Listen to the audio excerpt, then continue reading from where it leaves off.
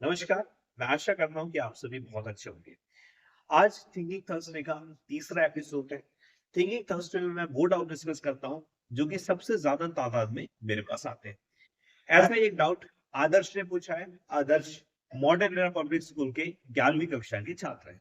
ये पूछते हैं कि सर, जब कोई ऑब्जेक्ट एक यूनिफॉर्म सर्कुलर मोशन में मूव कर रहा है तो उसपे एक फोर्स लगती है नीचे की तरफ, दैट इज सेंट्रीपिटल फोर्स, और एक फोर्स लगती है बाहर की तरफ जो कि है सेंट्रीफ्यूगल फोर्स।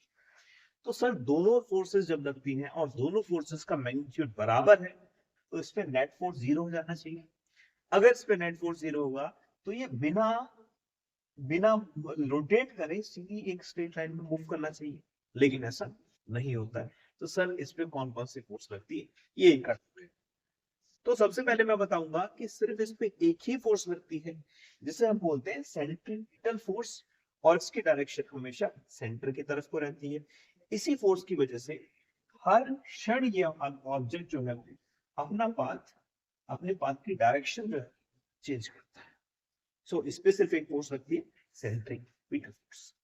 अब जब सेंट्रीपिटल फोर्स लगती है तो सेंट्रीफ्यूगल फोर्स का जिक्र कहां से आया?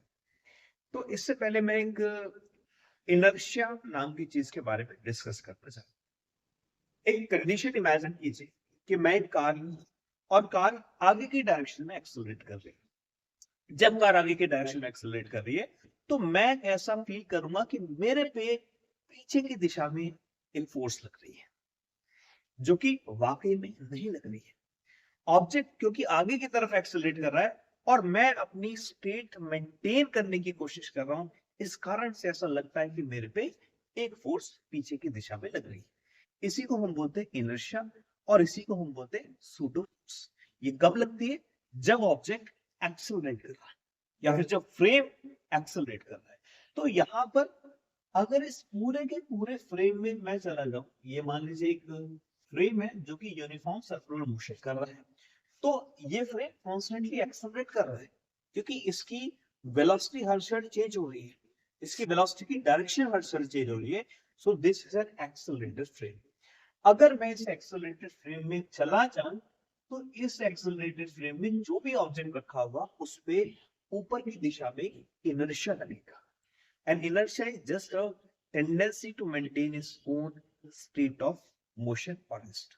तो जब ये फ्रेम मूव करेगा तो इस फ्रेम में जो भी ऑब्जेक्ट होगा वो ऑब्जेक्ट बाहर की तरफ को एक फोर्स एक्सपीरियंस करेगा, जिस फोर्स को हम बोलते हैं सेंट्रीफ्यूगल फोर्स। लेकिन ये सेंट्रीफ्यूगल फोर्स सिर्फ एक इनर्शिया, और ये इनर्शिया इस वजह से आया क्योंकि फ्रेम एक्सेलरेट।